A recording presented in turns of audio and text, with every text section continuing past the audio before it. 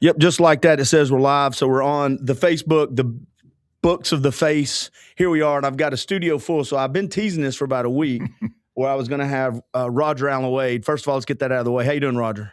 Doing wonderful, Clint, and thank you for having me, and thanks for surprising me with one of my dearest old pals ever, old Dixie Fuller. And me and Dan Bowen here, we were going to meet later anyway, and so he was kind enough to come by and lend us some of his experience on this deal. Well, he's already been sharing some stories, and I put on here special guests because I didn't know who was going to show up. Right. But you've already announced them. Dixie, Dan, how y'all doing today? Good. I'm doing great. Good. Thanks for having me. I've already encouraged them to lie as much as possible, make up stuff, because nobody was before we had, where's my camera? It's before we had these things.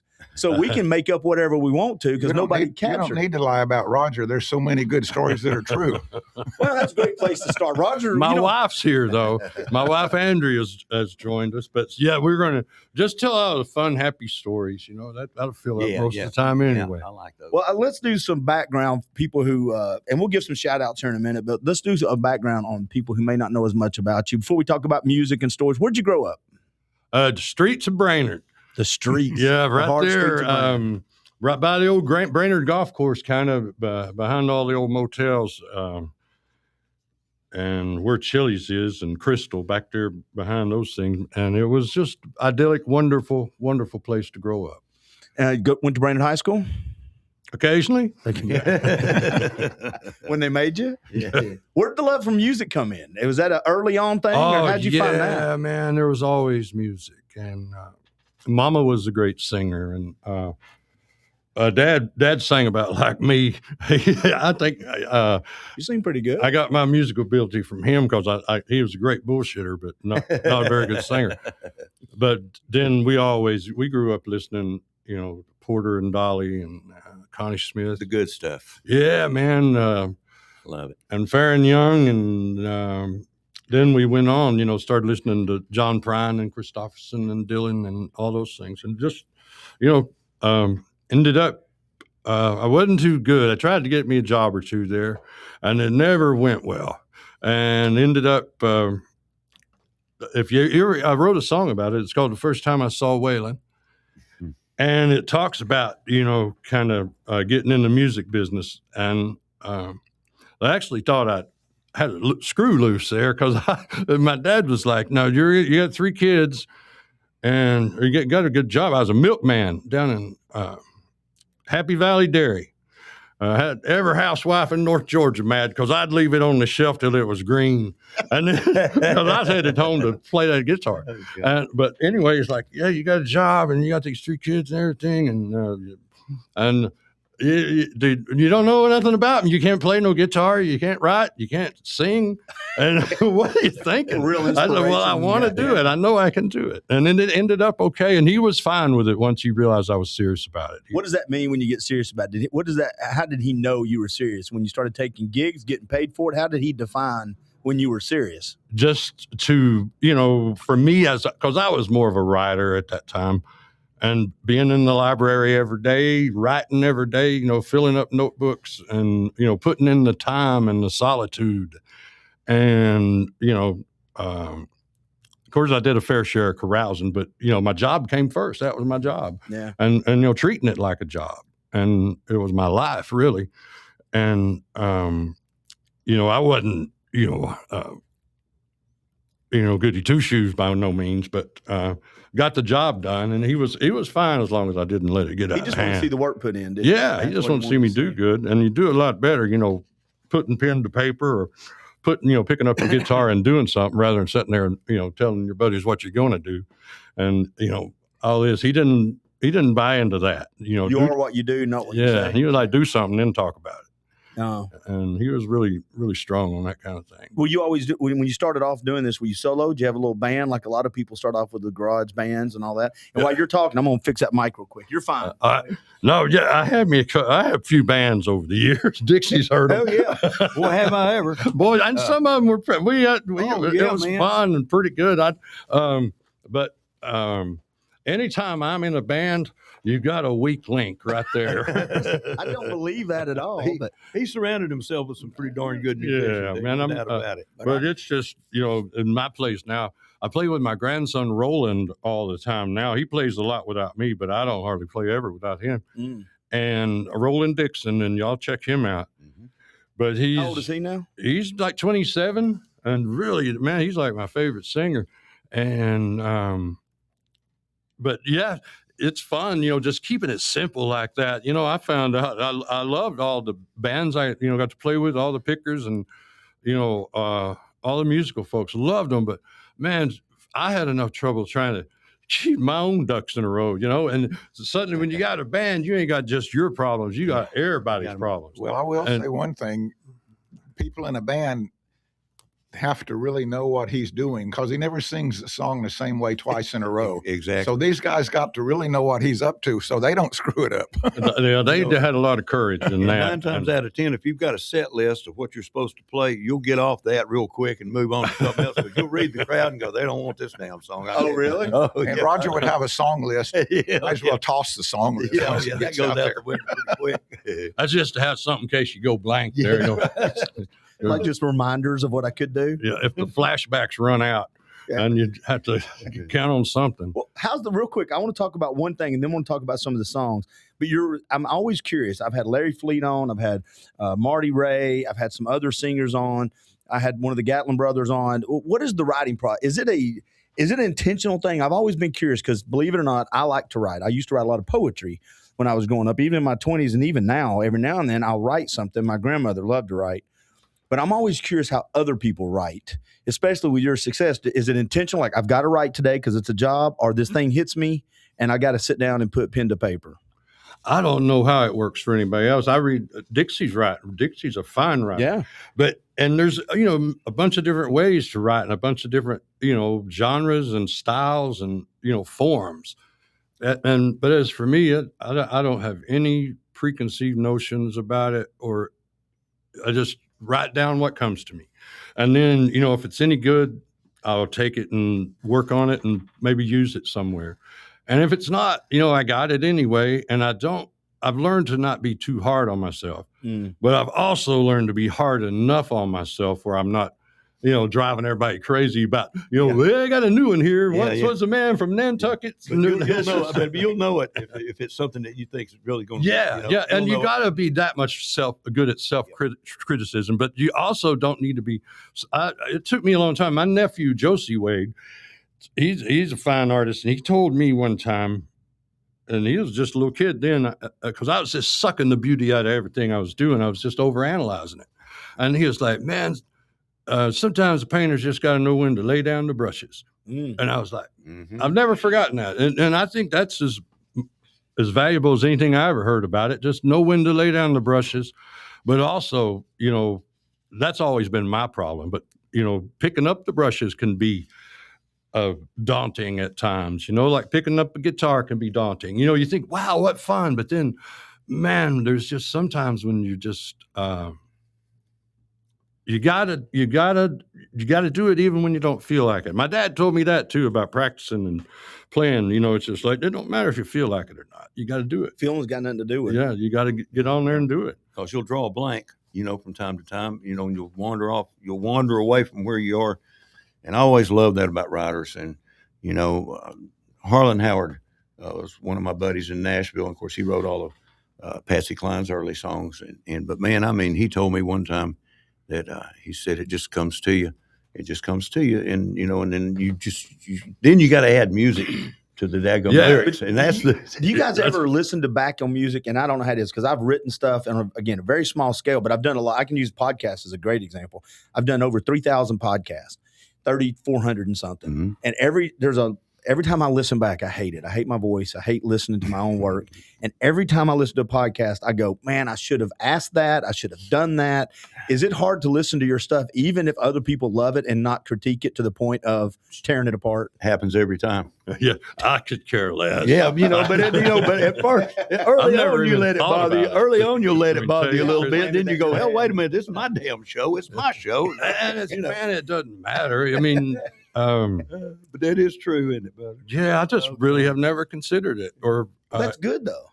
well, if I I would did, imagine. yeah, probably, because if I paid any attention to that, I'd probably still be a milkman, which I loved being a You milkman. could write a song about that. Yeah, oh yeah, you're in MT. Well, so to that point though, the critics did you kind of just talked a little bit about how navigating your own brain, knowing when to put the brushes down.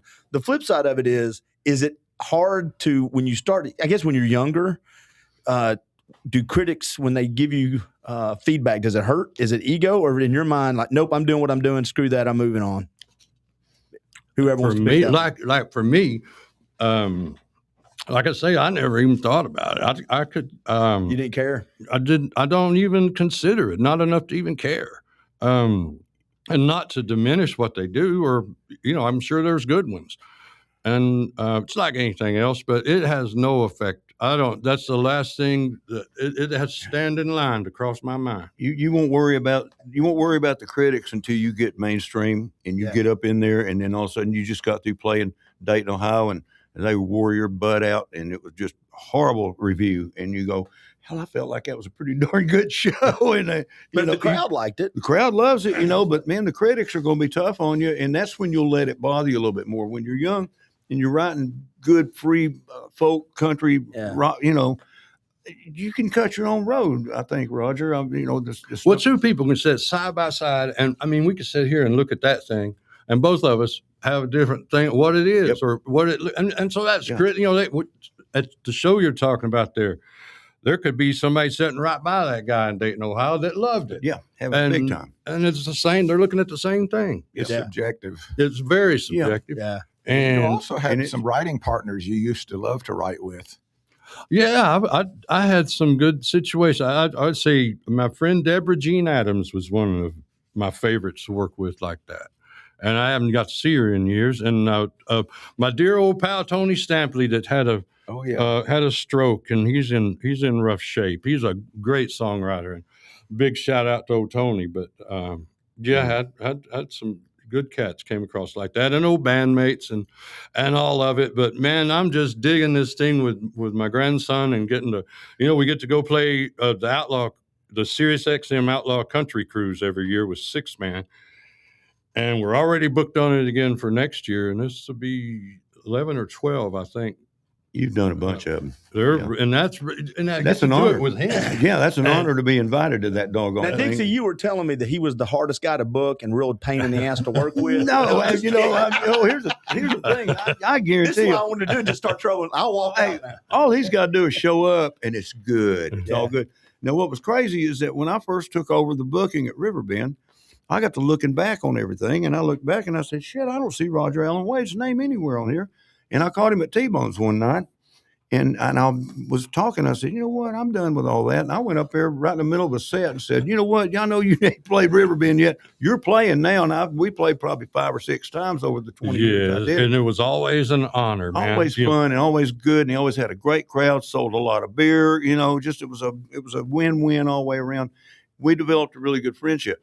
Now, he and I go back to a point where I managed a band here in town called Hazelwood for a long time. Diane Scannell was in it and Bob Stagner. Bob was in that, yeah. And anyway, just as soon as I hit the road to Alabama, he started playing with Roger. Bob, drummer, a good drummer, good time, keeps good time. Matter of fact, he's real hard on himself.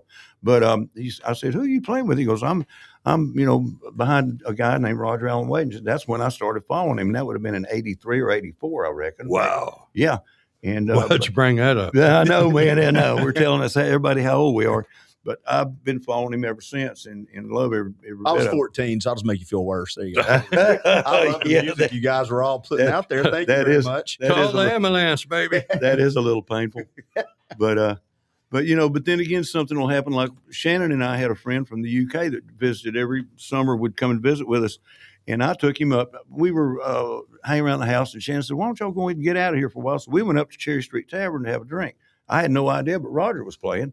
And we walked in there, and he heard 2 songs, and he went, that's the guy from Jackass. That's the guy that, and he goes, I watched that, man. He goes, I know that song. And I go, really? No, so anyway. Well, that's sweet. Isn't that crazy? I mean, he came all the way here from England, and he goes, I know that guy. I shared a story about you the other day, Dixie. We might share some stories in a minute. I want everybody to kind of tell everybody, who you are. Everybody knows who you are, but I want to make sure people know what y'all do. But so the little shaker thing you gave me? Yeah. I want everybody to know real quick, I can dance. Now, I'm old now. I may not be able to dance, but I can dance. And I don't care if you don't think I can or not. I think I can. And I also think I have pretty good rhythm. I'm going somewhere, Roger. You ready for this? I'm ready. So he brings me in this little egg shaker. It's a little egg with got rice in it, Now, see, look how good I look right here. Right? Look at that. See that? Yeah. You put that in my hand, and it looks like I have never I'm like, he's trying to teach me how to keep time. The last time he finally said, just give me the And I gave it to him. I said, this is the greatest instrument ever created. I couldn't do it. But it's like a practice golf swing. Yeah, like, it is. really good on the practice I could swing. not do it to save my life. I was like, I was just pillaging the music at that time. He kept looking at me going, no, it's just this. And I'm like, I can't do it at all. I got a new respect for everybody on a stage that's doing anything that I think looks easy. It's not easy if you're on a stage doing something. But it'll come to you. You'll get rhythm one. That's the same way as being a milkman. I made it look easy, but it ain't. I'm telling you, if you don't make a song about a milkman now, we got some trouble. Till that milk started getting a head on it. Yeah. You skim the top of Just stir it a little bit, ladies. It'll be fine. Oh gosh. Tell everybody how you met Roger. Well, we were talking earlier. I don't really remember. It must have been at one of your shows in Dalton, because you used to play in Dalton way back in the 90s all the time. And I assume that's when I met you. You were dating somebody that tried to enter our Resaca Beach poster girl contest, and she wasn't old enough, so I had to kick her out. Oh, really? Imagine my surprise. Imagine my Dixie, back to you. That's 1983. It's a long Well, that's real time interesting, ago. Dan. What do you got, Dixie? Yeah, not 90s, 80s, I should have said. By the 80s. way, this is not my podcast anymore. We all come off. That's funny. But he's got pictures of you he showed me some pictures that he had from I guess some promotional stuff y'all done. Well, I moved to Nashville for 2 years and rented the bottom floor of an old 2-story house on 18th awesome. Avenue. Yeah. And there was actually a whole album recorded for Curb Records. They never released it, unfortunately. I think it's wonderful. When I listen to it now, to me, it's not even dated. Yeah. Because it is what it is. That's what Roger is. He does what he wants to do. Had the greatest band in the world assembled that day. Oh, yeah. I bet. John Jorgensen Oh, and God. Kenny Arnoff. Yeah, That's all you Kenny gotta say. Arnoff was the Lynn drummer. Wolf. Oh, my He was Terry Mel Campson McMillan. Dickens' You're drummer. kidding, And nailed it. Man, I love Terry McMillan too. You talking Yeah. about had a Anyway, great we band. recorded a lot of the demos. We did the Frying Bacon Naked demo up there when I was Oh, yeah. there. That was a real toe tapper. Me and my daughter would sing around the house. Who was, what are you doing? Making bacon? who was Bacon? running Curb back then? Who was in charge over there? Oh, Chuck Howard. Chucky Howard. Yeah, Chuck produced the album that never was released. And Wow.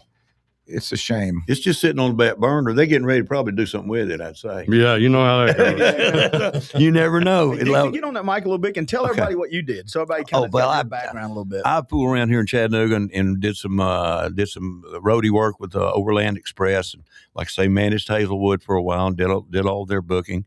Always had a real love for music. When I was a kid, growing up, there was always either Sam Cooke playing or Ray Charles, something on our stereo. My mom and dad loved music, but they didn't play. And then I learned how to play guitar when I was in the 4th grade. Mom got me some lessons with Norman Blake. And I took guitar lessons from Norman Blake for 2 years. And in the 3rd year, I came back and I brought an electric guitar. And he said, I think I've about gone as far as I can go with you. That did it with Norman. But anyway, I got this wild hair. I'd seen Alabama play at the auditorium, and they just had a miserable night and things were out of tune. Stuff wasn't working. And so I caught a bus and I went down. I was telling him about Cumming, Georgia, down to Lanier Land, a little old outdoor music park down there, and ran them down. They didn't know me. We'd never met, and I stood around outside. Bob Stagner picked me up at the bus stop and took me over there, and he goes, "Now you're going to do what?" I said, "I'm going to go get a job with this new band that RCA's got." And he said, "Are you crazy?" I said, "Yep, that's what my mom asked me." I said, "Yeah, I've lost my damn mind." But anyway, I showed up, stood around outside the bus, and their road manager finally said, "Oh, you know somebody here? Who you waiting on?" And I said, "I'm here. I want to get a job." I said, "I can mix sound." That was a lie. I said, "I can tack drums." That was a lie. I said, "But I can tune and take care of guitars." That wasn't. And I said, "I can drive that truck right there." And driving the truck, I think sold it. And I said, "I'll work the first couple of 3 weeks for free. If you don't like me, take me home." And that's when I got my name. Teddy said, you can drive that truck? I said, yep. He goes, we're going to call you Dixie.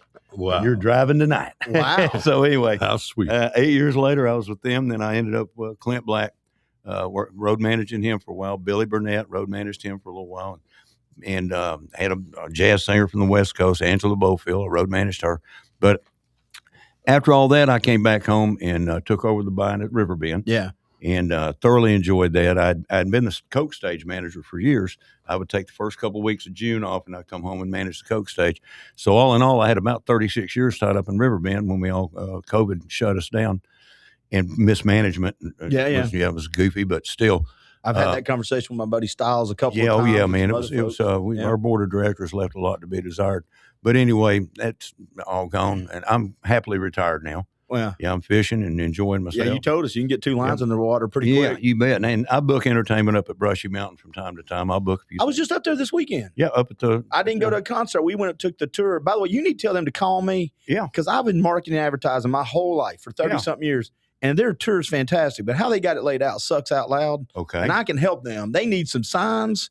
And they need some. Me and my girlfriend went up there, and we were both like, it was very cool. Yeah. The stories are cool. But man, it's like. Yeah, they've even got some of the old jailers and stuff working up there. They do ghost tours, I talked to one of them. Yeah. And I'm working on maybe getting. I tried to get him on a podcast.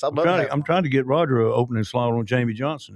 Because we got him coming. Great. It's a great venue up there. Oh, it is, man. I built the stage and the whole. I set that whole. Really? Yeah, I set all that up with Pete Waddington. He's from Chattanooga. Boy, I'll get him with you. And we sat up there, and we had a great time. Once we got the technology. Here's what's the issue: when you get in there, there's arrows that go both ways with no signs. Mm-hmm. So you end up at these different places, and you're like, I don't know where the hell I'm at. Okay. So we just turned the technology off and just walked around. And there you go. Ourselves. Well, it's a real big. It's an RV park. A lot of RVs going up there, and he does a lot of other events. It's fantastic. But it is a cool place. I mean, for somebody taking old prison. The trick is they make moonshine up there, and they used to put people in there for making moonshine, I mean, forever. And hell, James Earl Ray escaped from there twice. Yes. And so anyway, but it's a unique place. They used to I think they made the moonshine down in the old cafeteria. Mm-hmm. Then they moved it up to solitary confinement to do time. Yeah. Wow. that was self-fulfilling prophecy. Yeah, it was pretty cool. But ever since they found the lost sea, that's the next place I want to go is up Brushy Mountain. See that? I'd love for you to say it. It's something else. Those are words that 30 years ago nobody would have heard. I want to go up to Brushy Mountain. Nobody. Yeah. Oh hell, that was the last thing you'd want to do. Let me ask you this: when did you start? I think it was young, but when did you? I don't know if I can even say this to you now that I know your perception on this. Well, it's just not that you made it, but when did you kind of get on a stage and go, "Damn, I can't believe I'm on this stage"? When did you start performing and finally go, "Oh my goodness"? Wherever our first gig was, probably somewhere on Rossville Boulevard. No, I guess it's on. Might have been on Brainerd Road, where the Arby's is now. Something called what was Buccaneer or something like that, wasn't it, Dixie? Yeah. And man, it to me, I mean, it might as well have been a Grand Ole Opry. And I was just like, I wasn't no good at nothing else, so it wasn't really no giant step. It was the only thing that I was any good at. Really? Were you playing with a band then, or were you doing an acoustic? An orchestra. Anybody that had a banjo or a piccolo or anything, But it was just, man, I just adored it and still do. I don't have to do it as much. In those days, it's had to.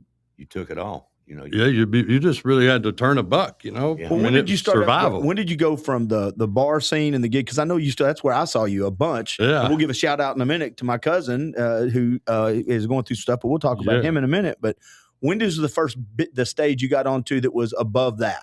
I know you've been on some bigger stages with other people, and you're like, shit, I can't believe I'm up here with that person. Well, my friend Dan Bowen here, he did some great shows down with the Resaca Beach Poster Girl contest, which Dixie had to dang chime in on there. I had Roger open for who I was down Billy there? Ray Cyrus. He opened for Billy Ray Cyrus on Billy Ray Cyrus's third gig on his first tour ever. And then he opened for Hank Williams Jr. I wish I had pictures when you opened for Billy Ray Cyrus. You had an earring about 6 inches long and dressed in all black. I was going for it. I looked like a wrestler. Hey, I think Billy Ray's manager at that time was a guy named Al Schultz. Al Schultz, kind of big, heavy-set blonde. And he and I worked together. And that's when I was. Well, he doing put his tour together very quickly because they were a little bit disorganized when they showed up, and all they had to put behind them on the stage was a big American flag. And his tour manager was a jerk. Yeah, But that was, But it was awesome. but everybody loved him. We sold the place out. yeah. We were Because Roger was going to open. That's why we sold the place we out. was always having fun with it, no matter who it was. And I remember that. I remember this about that Billy Ray thing. They had a limo for us, and my nephew Wesley Wade, he loved Billy Ray Cyrus, and he was just a little thing. And so it was just me and whoever was going down to the show with me. And so we got the limo guy to go around the block and had the window just open about that much in these dark windows. And I said, no, you tell him that's Billy Ray. So I went by with my hand out the window and waved it. And he was running through the yard going, Billy Way, Billy Way. That's great. I love it. That's funny. What was the you were just talking a minute ago about, I was going to bring this up. Long hair. So the first time I met you, you had the super, super long hair and that deep voice. And I had just got through seeing you on a little, I can't remember if it was at Bud's.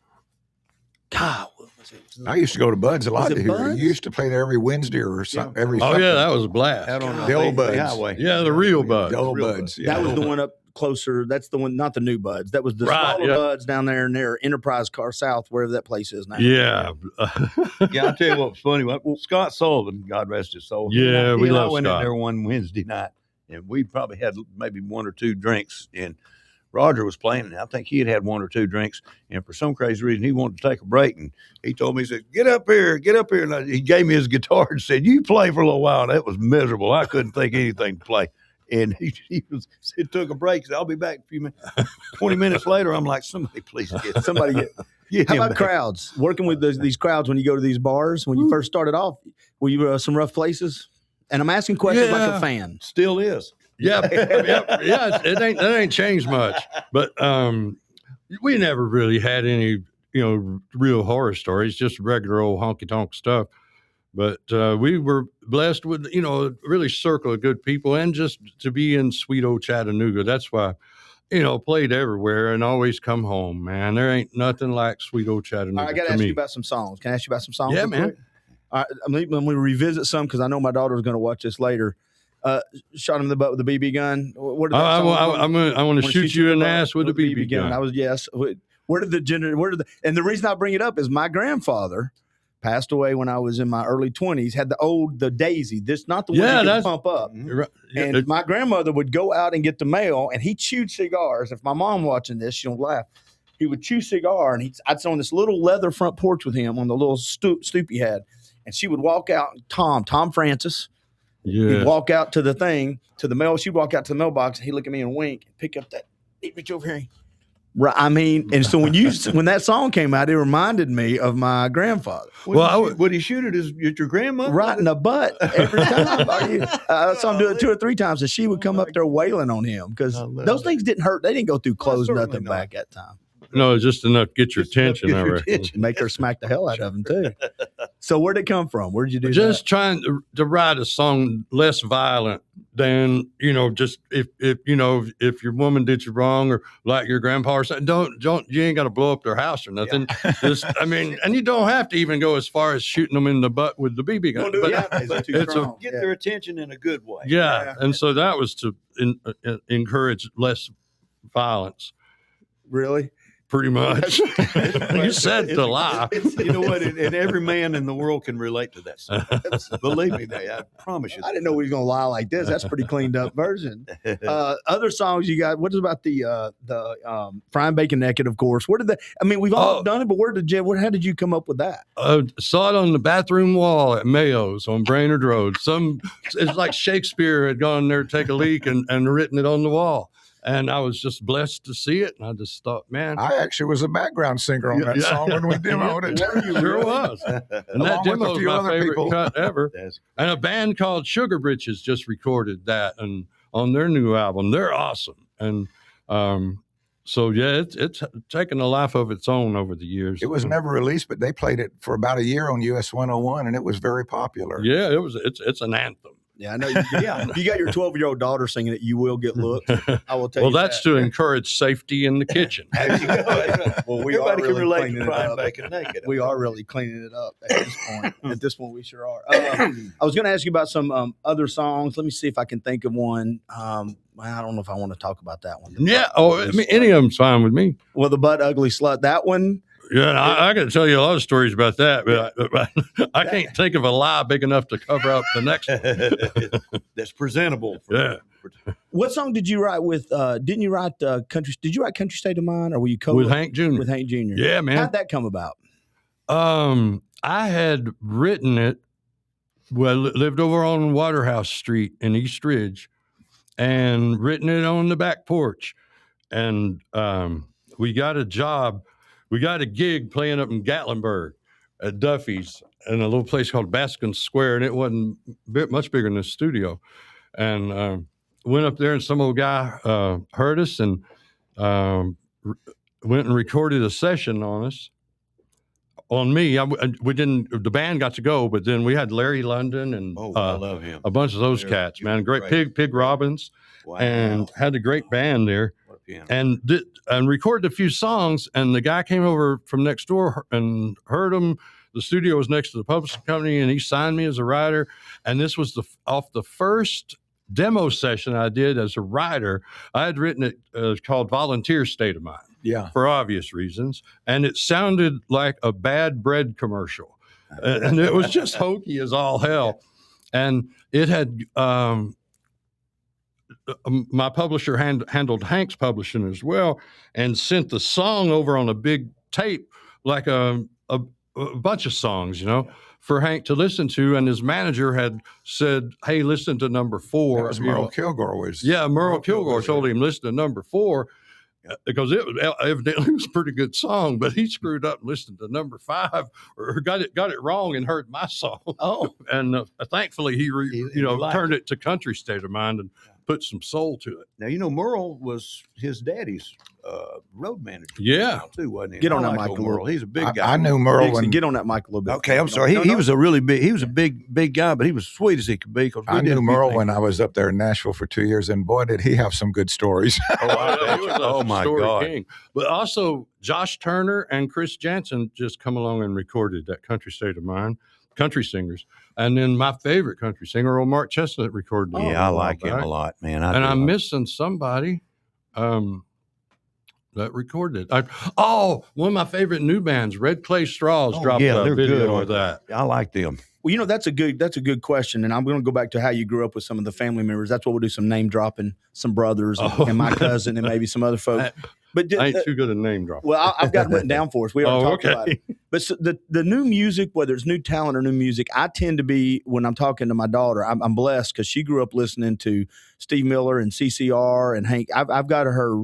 It's funny. She'll be around her friends. I'm like, how do you know who Stevie Wonder is? And I'm like, because she was raised in a house where that's all we played, right? But she is good at sending me new artists because I'm at that point where I'm like, I don't believe artists? New artists. Okay, that makes more sense. I'm not look at both of them. I'm not an Alabama. I am an Alabama fan, so be careful. That's iffy on that. But no, she'll send me these new artists, and I'm like, I did not know really until she started really sending me a bunch of music. I just kind of thought music was ended with what I liked. Yeah. There's a lot of good new artists out there. They just get lost with all this new ways of finding them. Yeah, you got to find them. And I'll tell you what, Roger, I think will probably agree. Country music has really taken a weird turn over the last maybe 8 to 10 years. I don't understand it sometimes. It's not near as redeeming as it used to be to me because they're just, and I love all these new kids coming up and stuff, but they're kind of rapping and stuff. They're kind of talking their way through it. There's nobody really singing anymore. What do you think about it? And then I've got something I was going to ask about radio with this. I'm the same way with like trends, and I don't as I am about criticism, is that I don't pay no attention to them and I don't understand them. Yeah. And I don't care about them. It's so formulaic now. But it goes through it all. It was that way back in the 90s. They were going through awful stuff. But the music was a lot better. My daughter Cheyenne will kill me for saying that. She's a huge 90s country girl. I like some of them. And I had this conversation with, I think it was Jeff Stiles the other day or somebody. It used to be when I grew up, there was a country station, a rock station, an oldie station, a classic R&B station. Now, one of the things I think we've lost is pop culture, where we can talk about real country music, real rock music, and real rap music. They all had their own kind of delineating You're right. lines. It was either FLI or DOD. and you you know, just, it seems like they're all kind of mixing, in which then I'm like, so what am I listening to? I'm not saying it's not good all the well, time. everybody's crossing over. You know, I just don't. Since albums aren't sell. I mean, they don't sell albums anymore. You know, you basically got to really to get plays on. Because radio was kind of lost its prominence a little bit in pushing artists too. Now that you got YouTube and all the new technology. Oh yeah, there's so many right. avenues available. It's just a matter of learning how to utilize them. Yeah. You know, all the tools available. Yeah. And you know, as long as it makes you feel good, raises the hair on your neck, I don't care what they call it. No, but do you think it would have been harder for you in this world where everybody can find everybody at all times, or was it harder back then? Or are they hard in different ways? If you're an I artist, guess hard in different Yeah, I think ways. you're right.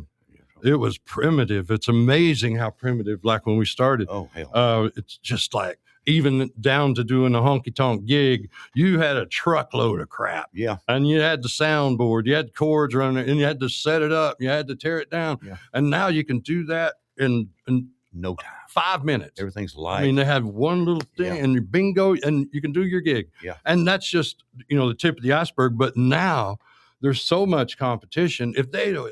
I would have probably been a half decent guitar player if they had all that grand instructional stuff available on YouTube back then. It's amazing. Yep.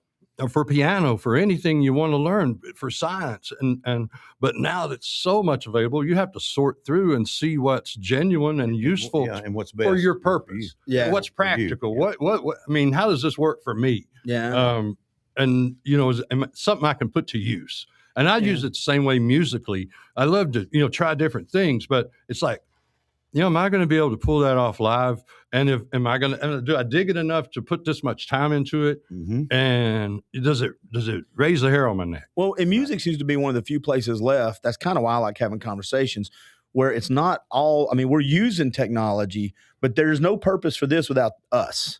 And music seems to be still, even though it's become kind of clinical, I can sit now and make music that's not really my music. I can run it through some sort of program, and it sounds like Clint's a musician. And then I go play, and I'm like, Yeah, that's not Clint. There are a lot of Yeah. tools available now that we didn't have back then. But music still needs this. It does. But here's the thing about it too, and I guess, and I know Roger experiences this too. Whenever you're either writing a song or wherever you're thinking about putting a song on your playlist, you always got to wonder about how it's going to be received by the audience. You know? Yeah. And whether I can play it here or whether I can play it at you know, Chestnut or at Cherry Street Tavern or where I should play. You know, but he's beautiful thing, but he's got a really nice built-in crowd that will travel and will follow him around because, you know, and I love that because I think that's what makes an artist in a lot of ways, you know. It's like, and they'll tell you, they're critical. They'll let you know real quick. Oh man, if you did that's it right, that's the true critics. Yeah, is they your are. audience. is the bunch, And it's immediate. yeah, And man. they'll sing with you. How many times? How good does that feel when you're and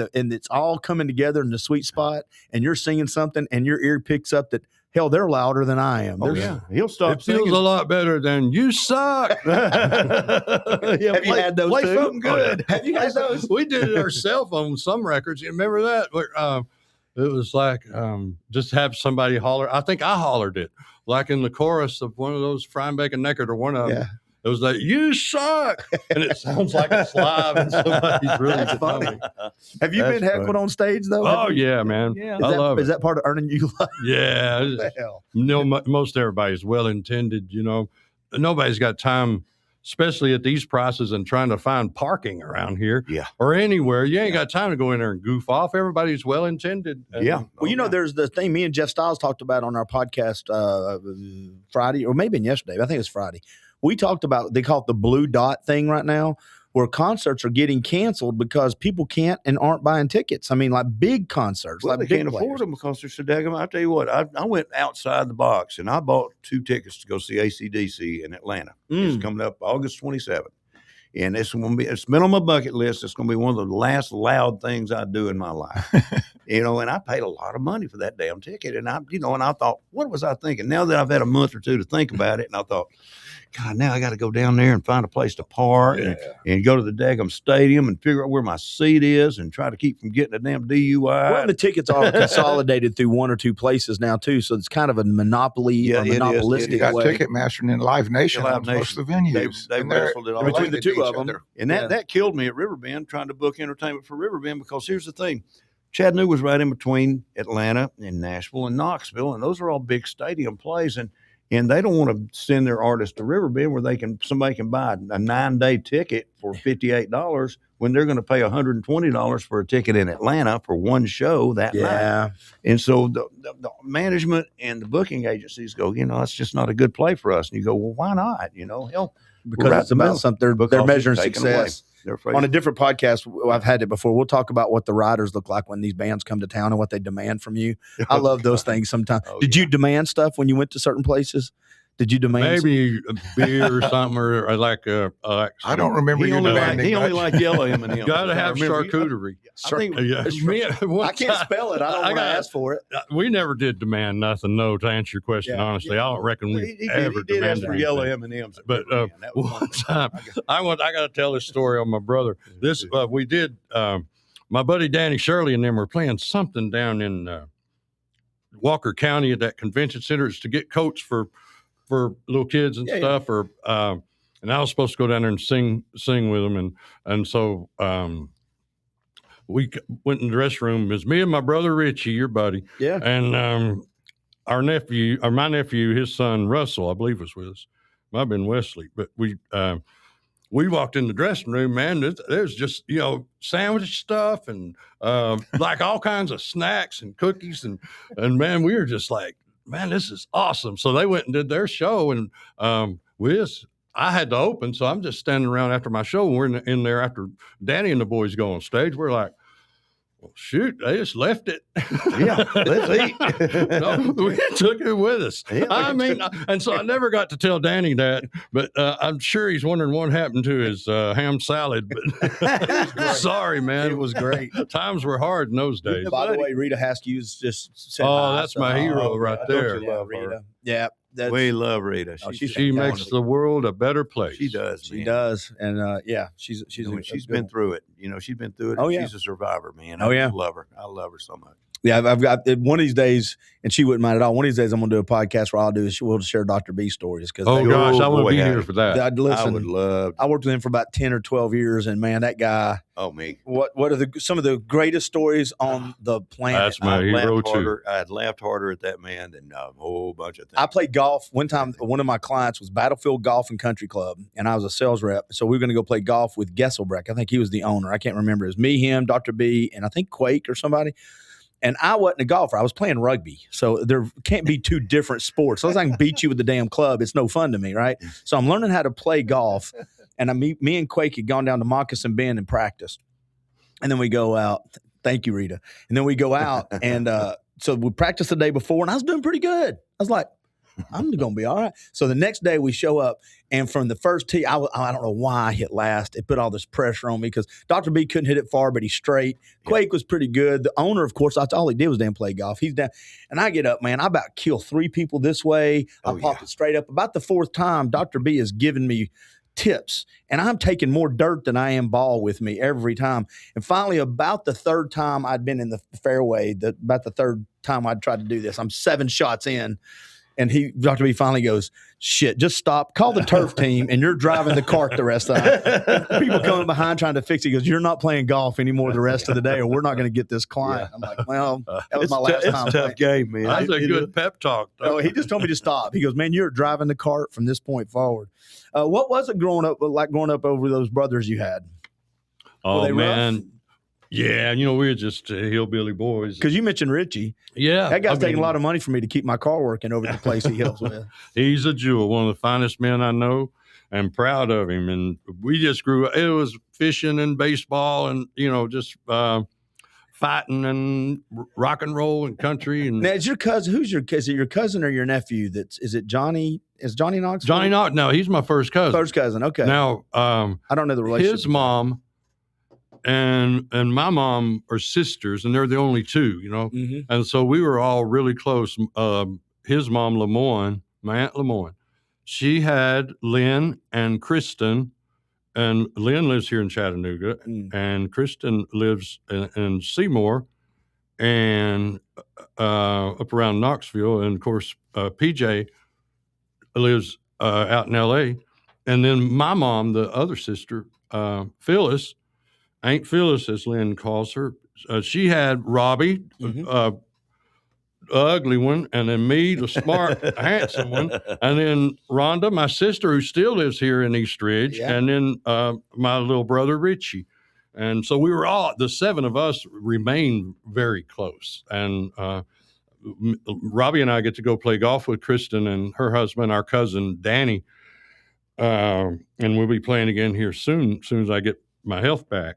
I had to have this old root canal, but I'm getting better. They better watch it because I'm coming back strong, baby. Use some of them old tricks Dr. B showed me. Yeah, good luck with Now, that. tell me about Johnny a little bit. Now, when y'all were kids growing up, was he a crazy, reckless little guy when he was growing up? Yeah, he was always. I mean, you know, He was always a nut, but he's always had a heart of gold. And just, if you'll notice, most of the time the joke ends up being on him. And, he knows how to make that funny, and he's just done fantastic. But he's the same as he was the day he walked out there, or the day he come into this world. He ain't changed much. And if so, even for the better, because he is one of the finest men. Well, he's I've ever made a known living as out well. of being himself. I'm telling you, man, Yeah, it's that's just a rare thing. talent. Now, tell me about the deal with the songs. Now, does he personally pick those things out, and did he get involved in the selection of if you're going to be stupid? Yeah, now if you're going to be dumb, has been a really good song. If you're going to Yeah. be dumb, you got to be Real tough. good We got some exciting stuff about that for this new movie, and then also got to do a duet, but with someone else. So we got some exciting things there. But and we can come back and talk about them at some time. But Yeah. It's like the things like when me and Knox do our albums. We just go in, turn on the microphone, sit down and play. Okay. And he's just got that thing, man. If I go through a song and it gets him, it's a take. Don't do nothing else. If it don't get him, screw it. Go on. Let's get another one. Move to the next And time, keep moving, and we'll record a whole album in a couple of days, and there's no plan. We just go in and do it. My grandson Roland is kind of producing this new one. He is. We just got to get back together, like I say, once I get feeling good. But Roland is a fantastic producer, and I love Knox's production. So we're going to try to find something and get ready to put out something pretty cool. Good. I always wondered what that marriage was like. Yeah, it's a blast, man. Because it is fun. I'm completely comfortable, and he's completely comfortable. And so we just go in there, and everybody's got the same motive, same goal. We're just there because we love it, and I think that comes across because it does. I think those albums are built to last. Is the new one going to be acoustic? Yeah, I don't know. your more recent we hadn't really ones? got that far. Roland's kind of kicking some things around, but I like doing the acoustic ones because again, you can go out and just do them, and everybody's heard it. Fun. Now, are they taping now? Are they in production now on the new movie? The new movie comes out June 26th. So it's done. Yeah, they're done. ready. They're doing. That's good. This thing will come out. It ought to be hot. I would be shocked, Dixie, if it's doesn't come out as number one at the box office. I hope so, because man, people they're waiting on it. They're ready. And I'm not predicting that. I'm just saying it would genuinely surprise me because everyone in the past it's been a number one box office smash for this hillbilly kid that come out of Knoxville, like you said, and just made it huge, just being himself, just doing his thing, being a nut. I mean, I do have a question about the duets, though, and you don't have to give me any forward-looking things unless you want to. But do you remember the first time you did a duet that you were like, okay, this is another one, like a bucket list thing, like I wanted to and I did? And is there somebody you wanted to but couldn't or hadn't yet? I actually got to with the one that I would want to most. Among the very most on this deal. Okay. And I think it's a great Karen O from the Yeah Yeah Yeahs. Yes. And man, what a singer and what a sweet human. And so that's neat. That's going to be exciting. Do you remember the first one you got the duet with somebody that you were like, okay? I don't think used to sing a lot with another one of my favorite singers, the great Rosie Carter. Rosie's since passed away, but man, we used to sing together all the time, and that was one of and Elaine McMillan was always grand singing with Elaine. She was from here. Mm. Well, I got to ask you about a couple quick names, and if y'all give me about another 5 or 10 minutes, we'll wrap it. We've already been an hour, so it's gone by pretty fast. How did you meet my cousin, Tommy Tommy Francis? How'd you meet him? Do you Me know? and old Tom. Is it go back? I was going to guess bars, but I don't know. Probably just through music and through my brother Richie. Okay. And I've always just had the greatest love and respect for the Francis family. Yeah. I mean, they're just the sweetest and finest people I know. And just want to give big old hugs and love to old Tom and all the boys. The boys been reaching out to me, letting me know what's going on with him. So all our love and prayers to the boys and to Tom, Robin. I grew and up all. with him calling him Little Tommy because my grandfather was Tom Francis. Yeah. And then his dad, my uncle, was Tommy Francis. Yeah. I called him Big Tommy. And then he was Little Tommy. Now he's not little anymore. He's old. He's old Tommy. I remember Miss Francis always out there directing traffic at Spring Creek. Oh, wow. Remember? That's been a while. It has been. That's been a long time. How do you know Jerry Minot? We got to throw this name out there. He is my football hero. And among many things, man, Jerry is one of my favorite singers and songwriters. And he was telling me a little bit about y'all's football days together up at Carson Newman. Well, didn't you say he led everybody to the national championship? Yeah, I think that was the year he said he carried y'all on his back. Listen, I ended up being a great fan. I'm not going to lie to anybody. Something about you knocked him out of getting the Heisman. Listen, I was a fan. I ended up being a foam finger fan. Jerry was a real player. Jerry was good, man. He was a good player. He's an incredible human, man. Is he a good musician? I didn't know at the he's time. Incredible. I didn't Great know that. Singer, man. And guitar player and all around. He's just one of my favorites. The last time Dixie was in, he left us, and we're going to give everybody time for a story. If anybody wants to think of one, I'm going to throw it out there. But Dixie told me the story when he got left behind by Alabama. Do you remember that? Yes. At the truck stop? Yeah, it did. Does anybody have a good story like that? Anything that went awry or that makes for a good story? Because that was still one of my favorite stories. Have you ever heard him tell that story? I don't think so, Oh, but I my got God. one quick one just Yeah, about no, Chattanooga that's why and I'm all the asking. things about baseball. And I was thinking about it last night or something, and it involves me and my little brother Richie, and we were probably headed. My big brother Robbie, now he owned Parkway Billiards for years, and now he's out of the pool business and living on his farm up in Dayton. So I do want to give him a big shout out, and Jake and Joseph and everybody. But one time in the grandest baseball cathedral on the planet, Ingalls Stadium, and me and my little brother Richie would go down there, and it wouldn't be nobody there back in those days. I mean, and Shannon, his wife, my sister-in-law, she'd come down and get us. And we'd take a cab down or something. She'd meet us, so drive us home because we might have a beer or two. And we wondered how she found us. We're sitting out there, and there's nobody in the place. And so we was like, how'd you find us out here? We're in those left field bleachers. And she said, because the announcer's telling about two idiots out here doing the wave. So we had the wave going, but she was listening to it on the radio. That's hilarious. She knew where the idiots were. Yeah, she knew right where to find us. Now I want to hear Dixie's tale. Well, here's the deal. We were deadheading. We had a gig in Pueblo, Colorado. I was on Alabama, and it was one of those production dates where they had all the sound and all the lighting was already there. So we sent our light and sound crew home. And the band flew home, but we had to get to Pueblo in like 2 days on the bus. So we took their bus, and we're heading west. Excuse me. No, you're right. We're heading west. And so I woke up in the middle of the night, and I'm on the bus, and I'm in a bunk, and I'm asleep. And I went, whoa, we're stopped. And I could hear the generator running, but the big motor wasn't running. I said, oh, wow, now I had to go to the bathroom bad. I had to go take a crap. So I got off the bus, and nobody on the bus, driver, not any of the crew. They're all inside of one of those 76 truck stops. They're all in there eating breakfast, and about 4 a.m. And I looked in the dining room, and I said, well, good. They're all there. They're still there. I'm good. So I went to the bathroom and had me a little country and western and came out, and the bus was gone. And I wasn't in there that long. They must have been like ready to walk out the door. Now I'm in Thomas County, Kansas, and we're heading west. And I don't know anybody. I've got a pair of shorts on, some flip-flops. I got no money. There wasn't no cell phone then. Didn't have no cigarettes. Didn't have nothing. And I look like a hick. And so I walk up to the fuel desk after I see them getting on the ramp. I walk in. I said, well, this is a good joke. No one, this ain't no joke. There they go. And so I went back into the fuel desk, and this lady was talking to her daughter. Said, you won't believe who was just here. It was the Alabama. And I said, they left me behind. I'm supposed to be on that bus. And she hung up with her and got on the radio and called a highway patrol officer that she knew that was always monitoring. And he was there in about 5 minutes. and picked me up in one of those old Plymouth Fury 3s, with that nothing but motor and woo, big cars. Put me in the front seat with him. He goes, "Do you really care how I drive?" I said, "Not really." He said, "How fast are they going?" I said, "This one 55 was the limit." I said, "Probably 75." He said, "We'll catch them." So he got on the radio, and he called about 3 counties down, and they were all APB out on the Alabama bus. Had it looked like Barnum and Bailey all down the side. Well, the first thing the crew did after they had them a big breakfast right before they're going to roll them a big old joint. I guarantee they was up in the front lounge having a big time.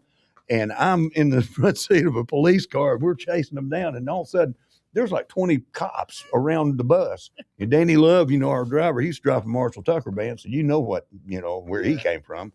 And he about crapped his pants. And everybody's just throwing stuff down the toilet and trying to figure out what in the world is going on. And here I come.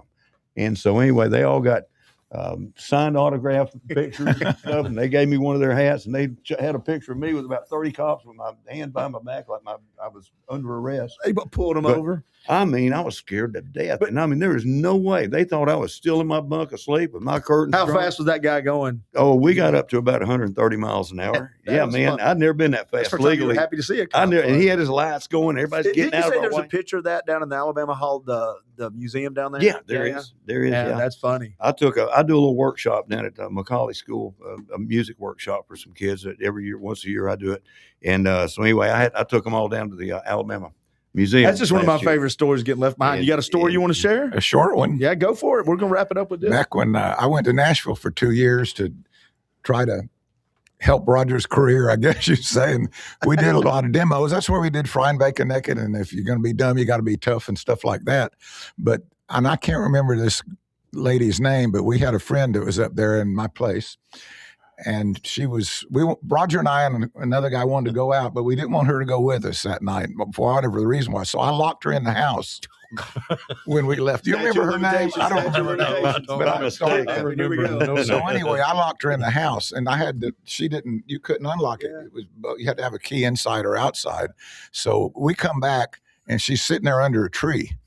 She'd taken a screen out, crawled out the window, and sat in my gravel driveway. She's sitting there under a tree when we get back.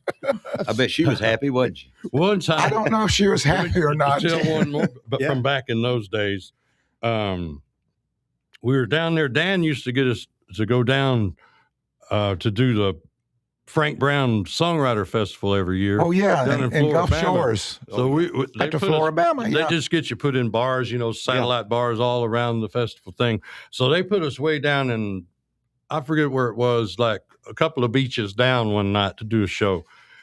And it was up there and it wasn't going nowhere. They had all the new Blue Angels coming in to turn over their thing to the old Blue Angels, or vice versa, however that goes. But they're doing this big change under the guard for the Blue Angels in there, and nobody's paying attention to us. And I was like, I didn't come all the way down here for this. So I was just like, okay, what's this?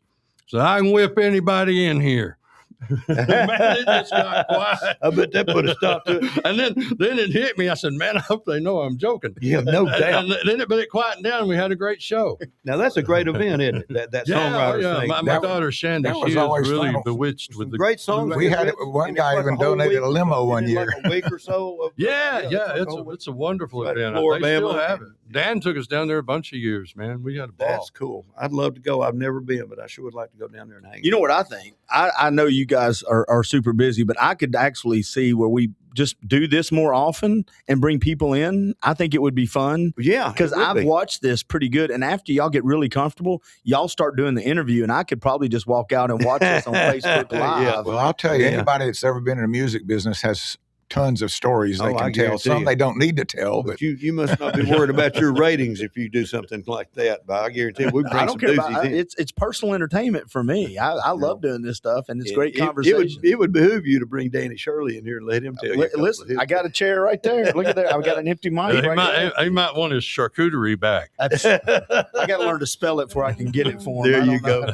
I went to East Ridge. We didn't learn how to spell those fancy words. I'm just fascinated with that word. This has been great fun. I guarantee you, I'd love to do this again. And thank you for having us in here, man, because this is fun. Good to see Roger. Great to see you, Dixie. Great to see Dan and Clint. Thank you for having us. One of the little things I will say, it was for a short time, and it was right when I was leaving, but I had a small part in bringing you over to UUQ Radio when I was managing over there, The Voice. That was when I was getting ready to roll out of there, that's one of the few things that we had done and started working Well, on. thank you for that, because that was a wonderful experience. Yeah. I wish they'd quit using my voice in their ads. I left it years and years and years ago. No, so. I love Odell Yeah. Mitchell. I don't think I know anyone else over anymore, but They've all Scotty and changed. Susie and everyone. Oh, and yeah. my dear old pal, Susie lives- Sammy George, got me started in that. And, Yes. and everybody's like, how'd you get started? Remember Sammy from 101? Yeah, 101, Sammy yeah. was great. And when I y'all love started the other station, the alternate country station Uh-huh. at 101, Sammy brought me in like for a 12-pack of beer. I love Sammy I George. got a It's a raise to bonus. the case. I love Sammy George. He's a good man. Well, Rita said it was the best show. Thank you, Rita. Thanks for Thank everybody. you, We Rita. love You're the our best. Rita. All right, we're going to get out of here and everybody Don't pay the ransom. We've escaped. We've escaped. Yeah, the cops knew we were here. We got just enough time to get out of here without getting caught. Yeah, there's a delay. There's a video delay. Everybody take it easy. Thank you guys very much. Thanks, God bless Clint. you. Love you, See you, buddy. everybody. Thank you. We're out, guys. Good stuff. So we did that live, and I mean,